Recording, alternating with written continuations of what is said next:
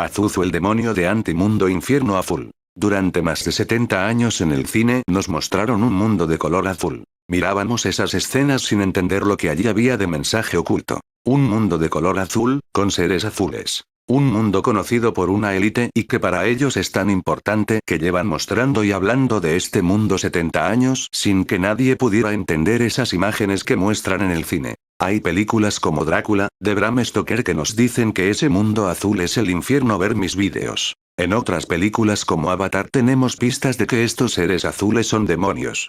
Observar la letra en forma de V en la frente de este ser avatar.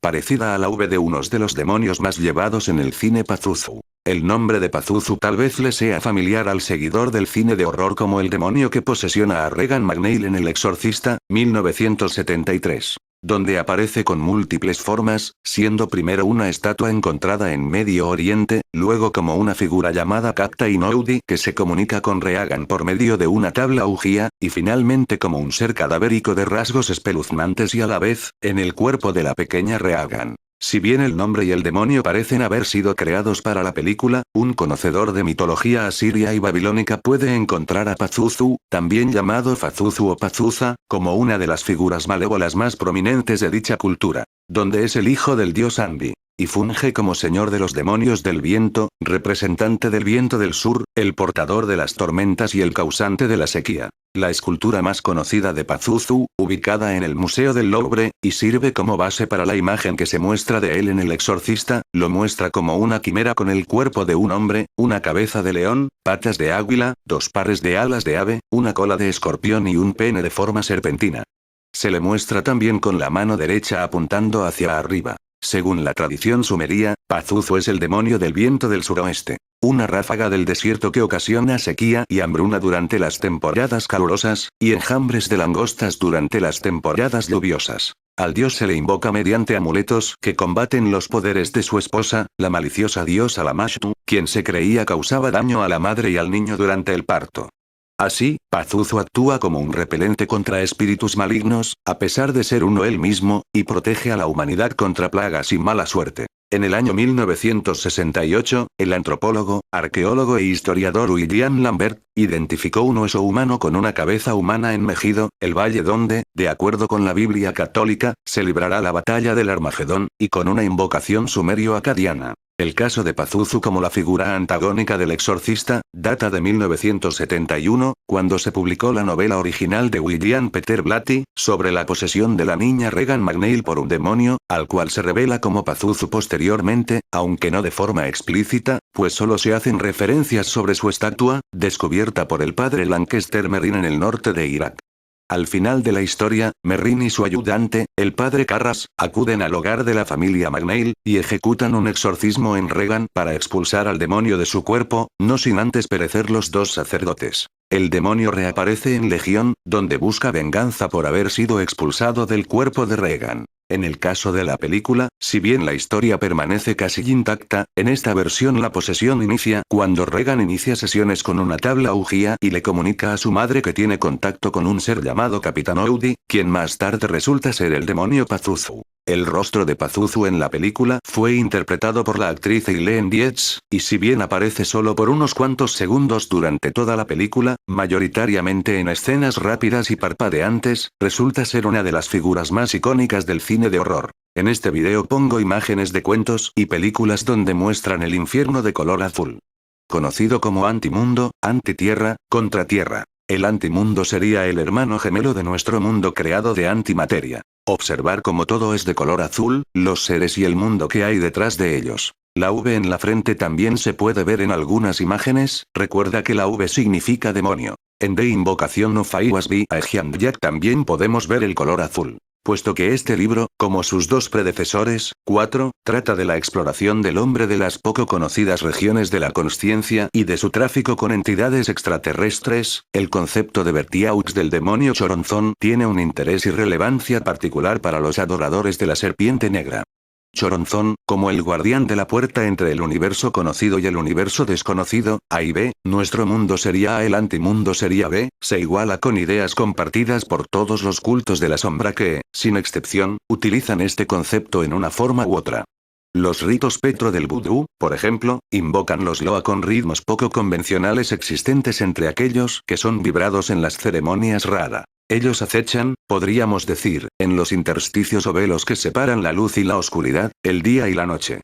La fórmula desarrollada por Austin Spare para la reactivación de antiguos atavismos involucra el uso de tales conceptos intermedios. 5, y H.P. Lovecraft sugiere la existencia de seres no humanos que pisan las profundidades del espacio entre las estrellas. Históricamente hablando, el Dr. John D. 1527-1608, fue el primero en dejar un relato detallado de tráfico humano con los habitantes de los espacios adimensionales entre los universos.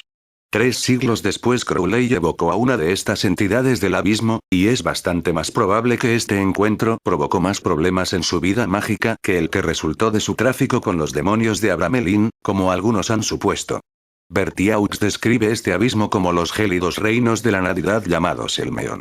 Este golfo es la analogía cósmica, en términos de infinito, duración y lejanía, de lo infinitesimalmente cercano y lo infinitamente fugaz. El más fino y normalmente imperceptible espacio entre los pensamientos que produce la consciencia hipersensitiva, una repentina introvisión dentro del substrato real del ser. Solo esto es la realidad, la única realidad, y es no ser, la fuente noumenal desde la que surge el mundo de las apariencias. Crowley entendió a Choronzon como la encarnación de terribles energías del caos cósmico. Una entidad contradictoria que reduce todo concepto con el que es puesto en contacto a su propio estado indescriptible de nadidad amorfa y fluida. Fue característico de Crowley que considerara a esta fuerza como siendo básicamente confusión, dispersión, falta de control. Y Sir Edward Kelley antes que él había llamado ese poderoso diablo Choronzon. Bertiaux, por otra parte, ve a Choronzon como el guardián de paso entre el mundo del ser y el mundo del no ser, tratándolo en conformidad como un sistema matemático mágico de negación dinámica más bien que como una fuerza positiva de trastorno.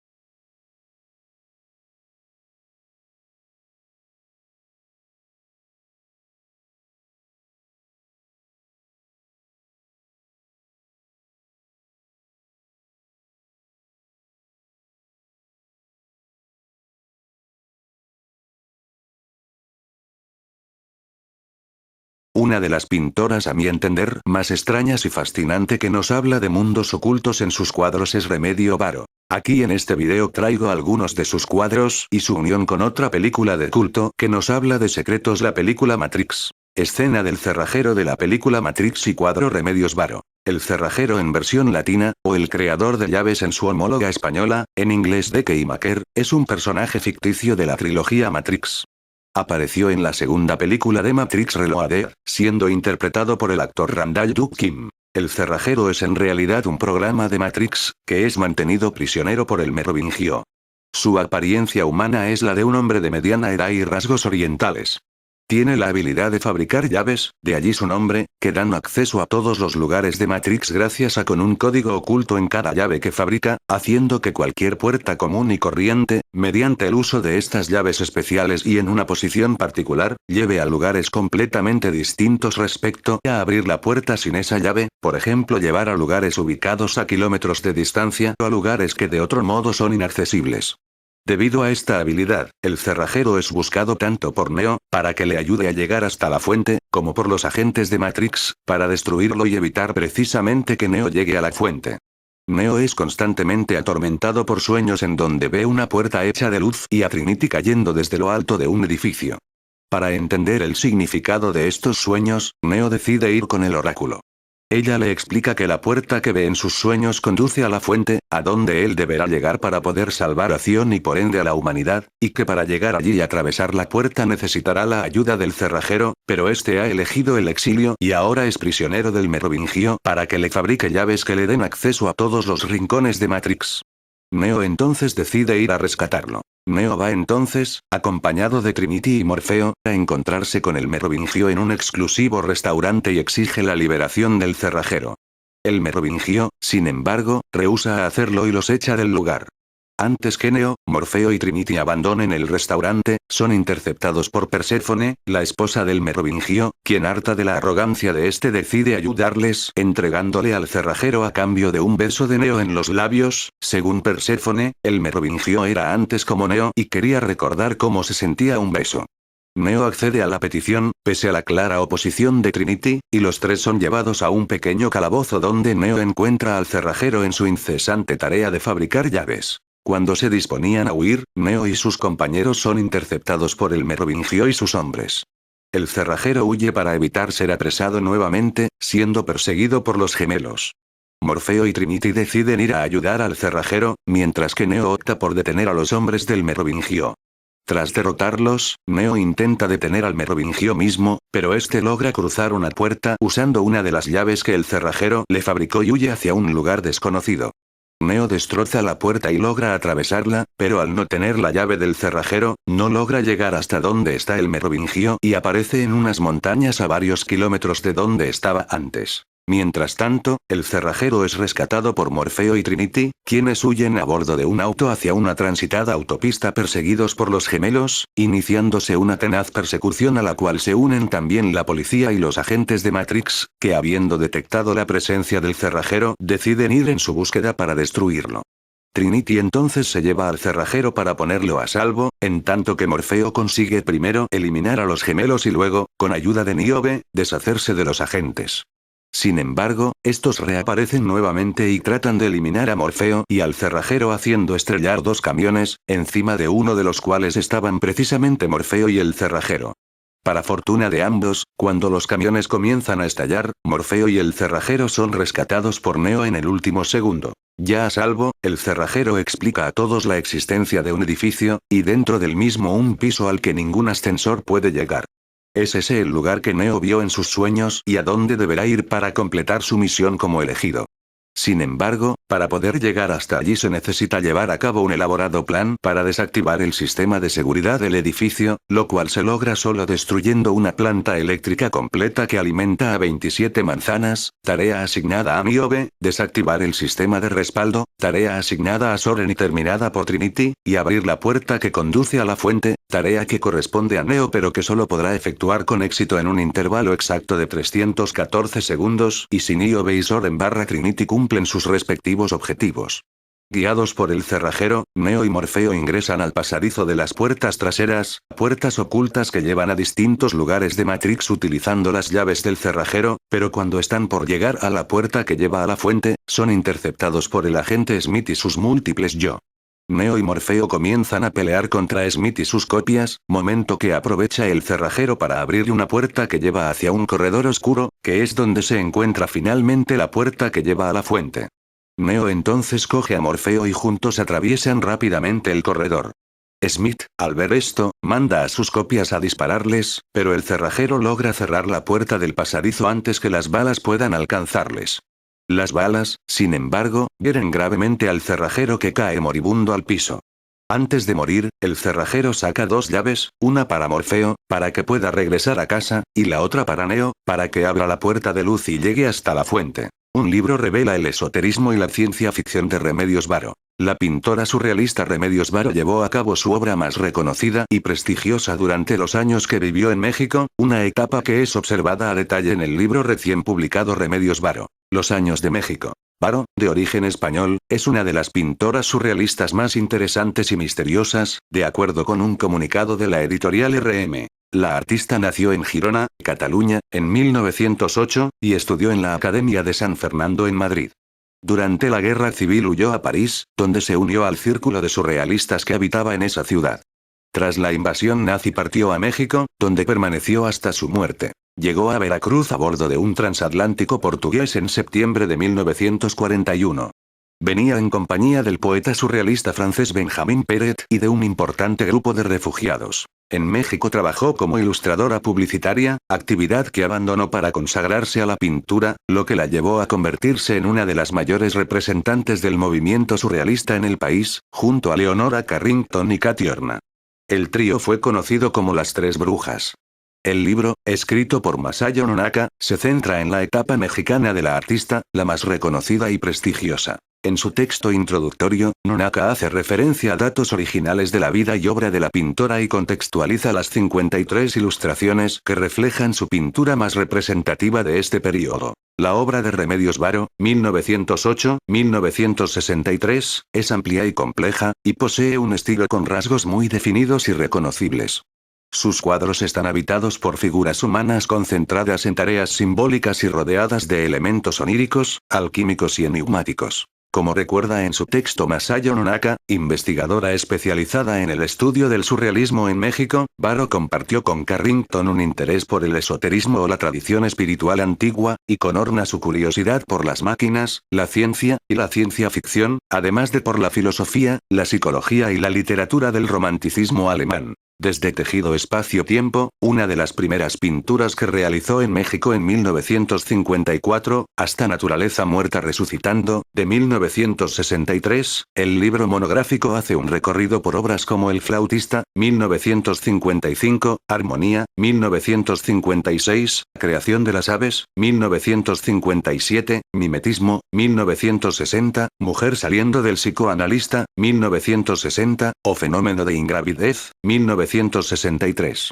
Bueno, ahora dejamos. Lista de trabajos representativos. 1935 El tejido de los sueños. 1942 Gruta mágica. 1947 Paludismo, libélula. 1947 El hombre de la guadaña, muerte en el mercado. 1947 La batalla. 1947 Insomnio primero. 1947 Amibiasis o los vegetales. 1955 Simpatía o la rabia del gato. 1955 Ciencia inútil o el alquimista. 1955 Ermitaño meditando. 1955 La revelación o el relojero. 1955 Trasmundo. 1955 El flautista. 1955 El paraíso de los gatos. 1956 A la felicidad de las damas. 1956 Cazadora de astros. 1957 Creación de las aves. 1957 Modista.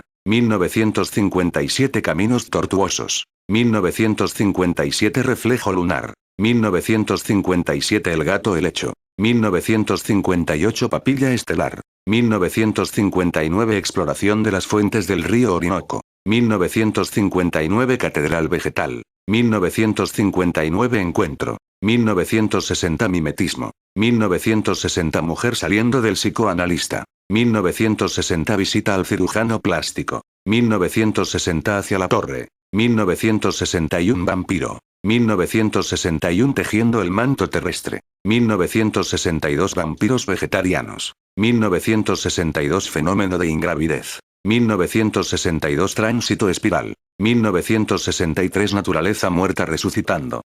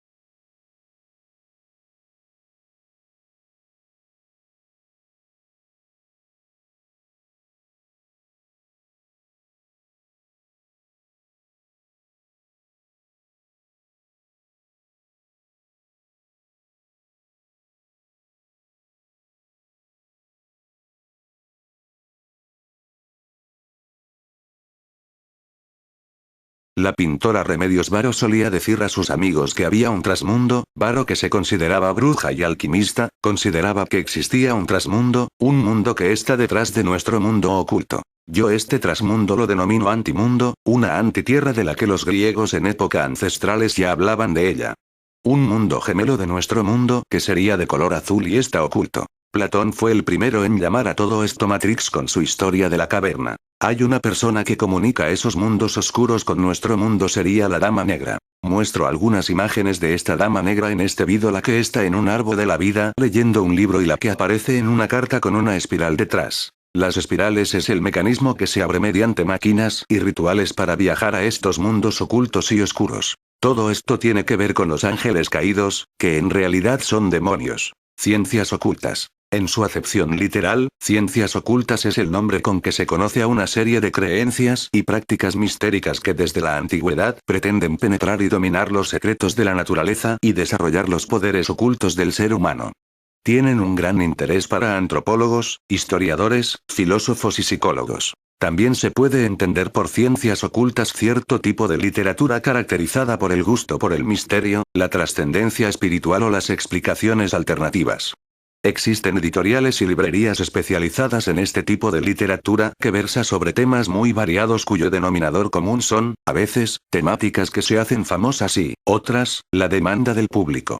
Estos son asuntos que han suscitado la curiosidad del público desde hace mucho tiempo. Bajo esta perspectiva, el término ciencias ocultas sería en realidad una etiqueta poco descriptiva, impuesta por las reglas del comercio editorial antes que por una clasificación adecuada sobre su contenido. A lo largo de la historia, la Iglesia Católica ha combatido estas prácticas señalándolas como productos del diablo, surgidas con el propósito de apartar a los hombres de la fe, si bien actualmente los escépticos las atacan de forma más o menos crítica. En todo caso, tratan de responder a la incertidumbre y curiosidad que el ser humano siente por lo desconocido. Contenido. Descripción. Las ciencias ocultas se caracterizan generalmente por su hermetismo y por la ambigüedad de su lenguaje. En general son catalogadas como pseudociencias por el sector científico, identificándolas con los procesos del pensamiento mágico y la superstición.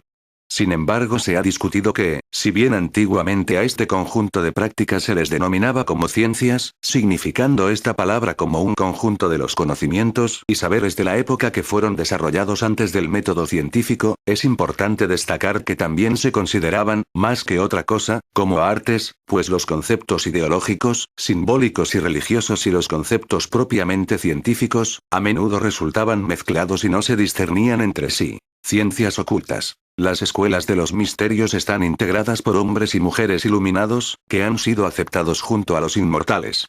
Alcanzar esta posición superior requiere una suma de trabajo preparatorio casi inconcebible. Pues el hombre que quiera confraternizar con estos avanzados ejemplares de la humanidad, debe elevarse hasta su mismo plano, antes de que el candidato esté en situación de comenzar sus estudios de filosofía ocultista, y que, si son completados con éxito, culminarán en su condición de discípulo y en su final admisión en los misterios, deberá primero poner las bases familiarizándose con determinados sistemas de ética y conquistar un conocimiento por lo menos aceptable, de varias artes y ciencias concretas. El candidato debe comprender el valor de la educación. Si bien el ignorante puede ser capaz de desarrollo espiritual, persiste el hecho de que el progreso ético se ve gravemente retardado por el desconocimiento de las artes y ciencias prácticas. Al desconocer el gran valor de la disciplina, Pitágoras exigía capacitación en la música, las matemáticas y la astronomía, a todos los candidatos que desearan ser admitidos en su escuela. El candidato debe comprender la importancia de la continuidad. La maldición del mundo moderno estriba en su incapacidad para concluir las empresas que comienza. No es posible conquistar el éxito en el mundo material sin un desarrollo, por lo menos razonable, del poder de continuidad. Esto mismo vale para las cuestiones referentes al ocultismo. Una y otra vez, esa persona se desvía y ensaya un nuevo camino, cuando unos pocos pasos más en la senda antigua, le hubieran acercado a la meta. El desarrollo ocultista es un proceso extremadamente lento. A menudo son imperceptibles los resultados del tiempo y la energía empleados. Esto produce desaliento, el candidato abandona la lucha, considerando que la tarea que tiene por delante es desesperante. El desaliento es una de las tentaciones que los misterios ponen en el camino del candidato, pues en cuestiones espirituales, aquel que puede ser desalentado no merece ser animado. Es por medio del desaliento que se eliminan las mentes mediocres, pues solo quienes, año tras año, luchan persiguiendo un mismo fin, tanteando en la oscuridad, pero con perfecta y recta fe, merecen entrar al templo. El candidato debe reconocer sus deudas con la sociedad. Si en su afán por desarrollar su naturaleza espiritual, el candidato descuida las tareas cotidianas que le han sido asignadas en el mundo material, no alcanzará jamás la verdadera espiritualidad. Cada individuo que nace al mundo físico tiene obligaciones, que si no son asumidas por él, deben recaer sobre otros. Entre los hindúes, por ejemplo, la deuda que el brahmin contrae con la raza que le dio nacimiento, es muy profundamente sentida. Esta deuda no queda saldada hasta que el brahmin tiene a su vez un hijo varón, al que prodigará los cuidados y atenciones que antes recibiera él de sus padres. El candidato debe conocer la importancia de las motivaciones. Solamente quienes emprenden el estudio del ocultismo con los móviles más elevados y desinteresados, pueden aspirar al éxito en esta ciencia superior. En la época actual, casi todas las personas tienen motivaciones ulteriores, deseamos el poder, para ser reconocidos como poderosos, aspiramos a la sabiduría, para que se nos salude como sabios. Frecuentamos a las personas importantes, en la esperanza de poder llegar a brillar un poco con el reflejo de sus glorias. Buscamos la virtud para que los demás digan de nosotros: allí va un hombre piadoso. Aquellos que estudian ocultismo, esperando mejorar su condición material, fracasan totalmente. Antes de que quien emprende el estudio de las ciencias místicas, lo haga en la creencia de que añadirá dignidad a su posición, o peso a sus arcas, debería analizar, por unos instantes, la posición social, financiera y mundana de quienes, en el pasado, han sido considerados como exponentes del ocultismo y de la filosofía. Reparemos en Jesús, crucificado, Buda fuera de contexto para su tiempo y rechazado por su propio pueblo, Cagliostro, languideciendo durante largos años en prisión. En Marshall Ney, un exilado que vivió bajo un nombre falso. En Abe Villars, a quien mataron por haber escrito su historia de los gnomos. Son estos, solo algunos pocos ejemplos de las recompensas que otorga el mundo a quienes procuran educarlo. No debemos olvidar que el empleo del ocultismo para el logro de fines personales constituye la magia negra. El candidato debe apartarse de toda clase de psiquismos y fenomenalismos. El propósito fundamental del ocultismo no consiste en dotar al discípulo del poder para ver auras, elementales, o corporizaciones mentales. Tampoco se interesa en los procesos de poner en comunicación a los muertos con acongojados parientes, en el plano material. El ocultismo es, en primer lugar, una filosofía ética. En segundo lugar, es una ciencia práctica. A medida que el candidato obedece las leyes que le son impuestas por los misterios, y a medida que se aplica al desempeño de los nuevos deberes que asume, gradual y subsecuentemente, desarrolla las diferentes partes de su ser. Sus facultades se sensibilizan tanto, que en cada tramo de su desarrollo puede ver aquello que le resulta esencial, y percibe lo que necesita percibir. La clarividencia es una consecuencia y no una causa. Conclusiones masónicas. Frente a lo expresado, el iniciado debería tener siempre en cuenta que una sola virtud no es suficiente para crear un santo, no interesa la excelencia de esa sola virtud. El hombre debe evolucionar simétricamente. Su corazón, su mente, y su cuerpo, deben coordinar y complementarse mutuamente. Debe lograr la condición de equilibrio mental, espiritual y físico. Si la mente se superdesarrolla, surge el científico. Si domina el corazón, aparecen el fanático religioso y el sentimental. Si predomina la naturaleza física, se produce inevitablemente el materialista. Solamente cuando estas tres partes se unen en la glorificación de la naturaleza divina, la unidad compuesta, el filósofo espiritual se convierte en una realidad. En las sociedades secretas se debe comprender que la aplicación de términos comerciales a los conocimientos secretos, es una directa prostitución de la más sagrada de todas las ciencias. Los secretos activos jamás deben mezclarse a ninguna forma de mercantilismo. No tienen valor comercial. Por secretos activos queremos significar el conocimiento que debe ayudar al individuo para desarrollar personalmente, a través de procesos ocultos pero científicos, las fuerzas o facultades latentes de su propia naturaleza. Estos procesos no deben, no deberían, y no pueden ser, comprados o vendidos. Es mi palabra, venerable maestro. La pintora Remedios Varo solía decir a sus amigos que había un trasmundo. Varo, que se consideraba bruja y alquimista, consideraba que existía un trasmundo, un mundo que está detrás de nuestro mundo oculto. Yo este trasmundo lo denomino antimundo, una antitierra de la que los griegos en época ancestrales ya hablaban de ella. Un mundo gemelo de nuestro mundo que sería de color azul y está oculto. Platón fue el primero en llamar a todo esto Matrix con su historia de la caverna. La pintora Remedios Varo pinta escenas de la película Matrix, o mejor dicho, Matrix crea escenas de los cuadros de Remedios Varo. Me refiero a las escenas de Matrix del cerrajero. El cerrajero le da la llave a Neo, que abre puertas hacia otros mundos. En el cuadro de Remedios Varo podemos ver esta escena donde algo sale de un mundo lírico entregando una llave. También podemos ver a Neo realizando poderes de brujo y haciendo levitar unas esferas. En el cuadro de Remedios Varo podemos ver también esta escena, incluso si observamos bien podemos ver cómo la ropa de Neo coincide con el brujo que realiza también esta magia de levitar unas esferas. El padre de Remedios Varo fue un hombre de gran poder en Barcelona, la Barcelona donde en los años 30 los masones dominaban por completo hasta la llegada de Franco. Estos masones conocían lo que la montaña de Montserrat ocultaba, una entrada al inframundo. Es más que posible que vivía de niña en un pueblo de Barcelona llamado Anglés, conociera de estos secretos contados por sus padres. Pues ella dibujó en sus cuadros surrealistas secretos que ni siquiera el gran Dalí se atrevió a revelar. Estos términos trasmundo, antimundo, Matrix son realmente una misma cosa, un mundo oculto y ocultado por una élite llamados los Iluminados. Pero lo que yo pude investigar, este mundo sería un mundo muy oscuro, es más, cada vez creo más que estos mundos serían el infierno del que habla la Biblia. Cuando pensamos en cielo y infierno pensamos en mundos imaginarios, cuando lo cierto es que estos mundos tendría más de físico que de etéreo, es decir, un mundo más metafísico de los que podemos pensar, donde incluso habría tecnología, pero eso es otro tema. Trasmundo, un mundo detrás de nuestro mundo oculto. Antimundo, un mundo contrario de nuestro mundo oculto. Matrix, una realidad oculta de nuestro mundo. Todo ello está relacionado con las ciencias ocultas a nuestro mundo y que la Biblia dice que no debemos abrir.